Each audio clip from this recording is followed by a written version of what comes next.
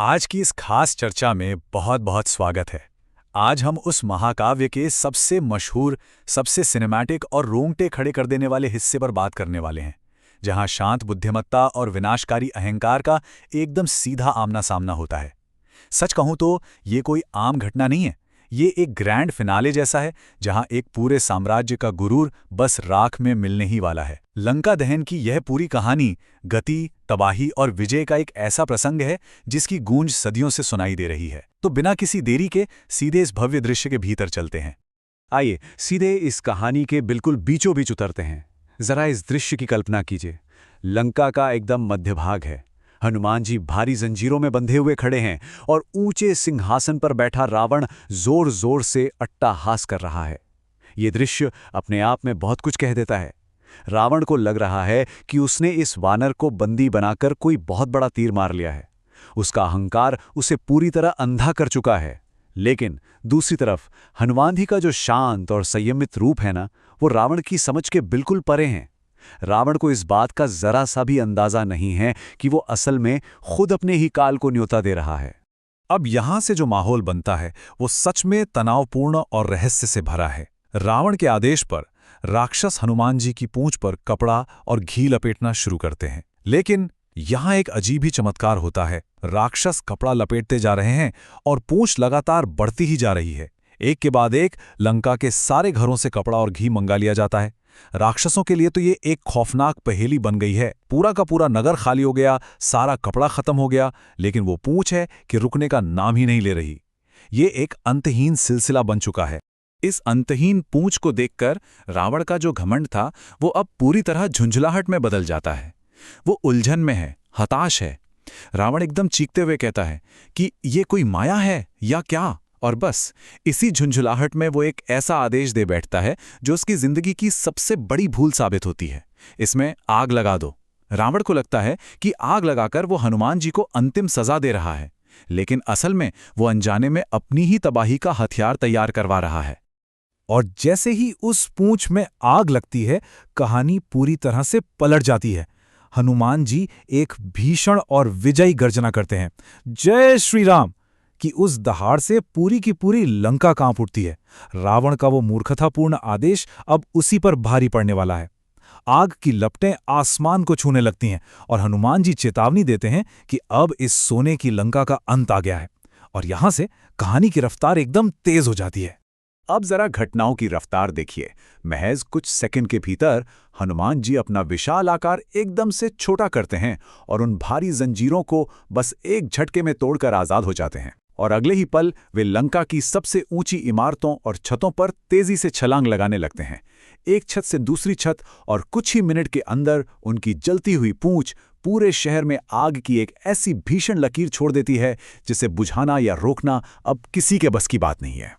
यहां जो सबसे बड़ा विरोधाभास है ना, वो वाकई सोचने पर मजबूर कर देता है। ये वही लंका है जो पूरी तरह सोने से बनी थी। ये वो अजय नगरी थी जिसे छूने की हिम्मत कभी देवता भी नहीं कर पाते थे। रावण ने इसे एक अभेद्य किले की तरह बनाया था, लेकिन आज वो पूरी की पूरी भव्य नगरी महज एक वानर की जलती हुई पूंछ के सामने पूरी तरह से घुटनों पर आ चुकी है। जो कल तक अजय था वो आज एक ही झटके में भस्म हो रहा है। तबाही का ये मंजर कुछ ऐसा है कि रोंगटे खड़े हो जाएं। जरा कल्पना करें, वो सोना जिस पर रावण को इतना गर्व था आज पिघलकर सड़कों पर कीचड़ की तरह बह रहा है। पूरी लंका में हाहाकार मचा हुआ है। खूंखार राक्षस जो कल तक पूरी दुनिया को डराते थे, आज अपने बच्चों और परिवारों के साथ अपनी जान बचाने के लिए दहशत में इधर-उधर भाग रहे हैं। रावण के उस आलीशान राजमहल के विशाल गुंबद भर भर आकर गिर रहे हैं और पूरी लंका का आसमान एक घने काले धुएं से पूरी तरह ढक चुका है। ये सिर्फ कोई आग नहीं है, ये एक पूरे साम्राज्य के पतन का साक्षात दृश्य है। यहाँ मूल कथा का एक बहुत ही गहरा और महत्वपूर्ण पहलू सामने आता है। ये आग कोई साधारण आग नहीं है, ये एक सचेत शक्ति की तरह काम कर रही है। अग्निदेव हनुमान जी की असीम और शुद्ध भक्ति के कारण उनके लिए पूरी तरह शीतल हो गए हैं। मतलब हनुमान जी को आग का कोई ताप महसूस ही नहीं हो रहा है। लेकिन वही अग्निदेव लंका के अहंकार के लिए साक्षात प्रलय का रूप ले चुके हैं। और इस पूरी तबाही के बीच केवल एक ही जगह सुरक्षित रहती है, विभीषण का महल। ये बिल्कुल साफ दर्शाता है कि अग्नि केवल अहंकार को जला रही है, लेकिन सच्ची भक्ति को पूरी तरह बख्श रही है। ये जो शक्ति का पूरा बदलाव है ना, ये यहाँ बहुत ही शानदार तरीके से दिखता है। एक तरफ देखिए, रावण अपने अहंकार के बिल्कुल चरम पर था, हनुमान जी का मजाक उड़ा रहा था और बड़े घमंड से आग लगाने का आदेश दे रहा था। और अब दूसरी तरफ देखिए, वही रावण अपने महल की छत पर खड़ा है और उसके चेहरे पर सिर्फ और सिर्फ खौफ है। वो पूरी तरह बेबस हो चुका है। उसके सामने उसका सारा गुरूर राख में बदल रहा है और वो कुछ भी नहीं कर सकता। रावण का वो सारा कंट्रोल अब पूरी तरह से खत्म हो चुका है। वो क्रोध और शोक में चीख रहा है, ये कैसा वानर है? क्या आग इस पर बेअसर है? मेरी वो विशाल सेना कहाँ गई? कोई तो इस आग को रोको। लेकिन उसकी ये चीखें लंका की उन ऊंची लपटों के शोर में कहीं दबकर रह जाती हैं। ये एक तरह का काव्यात्मक न्याय है, जहां उसका अपना ही बुना हुआ जाल अब उसी को निगल रहा है। इस भीषण तांडव के बाद माहौल एकदम से शांत और गंभीर हो जाता है, क्योंकि हनुमान जी का लक्ष्य लंका पर राज करना तो था नहीं। वे तुरंत समुद्र की ओर एक विशाल छलांग लगाते हैं और अपनी पूंछ को पानी में डुबोकर आग बुझाते हैं। उसके बाद वे सीधे वापस अशोक वाटिका आते हैं। यहाँ कोई अहंकार नहीं है, केवल और केवल समर्पण है। वे माता सीता को पूरे सम्मान के साथ प्रणाम करते हैं और माता सीता उन्हें एक चूड़ामणि देती हैं, एक ऐसा गहना जो प्रभु राम के लिए इस बात का पक्का प्रमाण होगा कि हनुमान जी माता सीता से मिल चुके हैं। जाने से पहले हनुमान जी माता सीता को जो सांत्वना देते हैं, वो इस पूरे प्रसंग का सबसे भावुक कर देने वाला क्षण है। वे पूरे विश्वास और शक्ति के साथ कहते हैं, माते, अब आप निश्चिंत रहें, प्रभु राम शीघ्र ही अपनी विशाल सेना के साथ आएंगे और आपको इस बंधन से मुक्त करेंगे। ये सिर्फ एक वाक्य नहीं है, ये एक अटूट वादा है, जो उस भीषण आग के बाद एक ठंडी और सुकून देने वाली हवा की तरह महसूस होता है। और इसी वादे के साथ हनुमान जी समुद्र के ऊपर से एक और विशाल छलांग लगाते हैं। वे आसमान में उड़ते हुए वापस अपने दल की ओर बढ़ रहे हैं, जहां जामवंत और अंगद बड़ी बेसब्री से उनकी राह देख रहे हैं।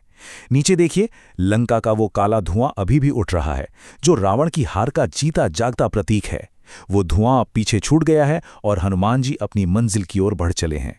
लेकिन कहानी यहाँ खत्म नहीं होती। जब हनुमान जी ये चूड़ामणि लेकर वापस लौटेंगे और उसे प्रभु राम के हाथों में सौंपेंगे, तो क्या वे अपने आंसुओं को रोक पाएंगे? यह एक ऐसा क्षण है जो रामायण की दिशा हमेशा हमेशा के लिए बदल देगा, क्योंकि अब दूत का काम खत्म हो चुका है और धर्म के सबसे बड़े महायुद्ध की नींव पूरी तरह से रखी जा चुकी है। जाते जाते एक बहुत ही गहरे सवाल पर विचार करते हैं। इस पूरी तबाही में हनुमान जी ने विभीषण का घर क्यों नहीं जलाया? क्या इस पूरी कहानी का सार यही है कि जब अहंकार के कारण विनाश आता है, तो केवल और केवल शुद्ध भक्ति ही वो एकमात्र रास्ता है जो उस विनाश से बचा सकता है? ये सच में एक ऐसा गहरा विचार है जिस पर हम सबको मंथन करना चाहिए। इस चर्चा का हिस्सा बनने के लिए बहुत बहुत धन्यवाद और इस विषय पर अपने विचार जरूर साझा कीजिएगा।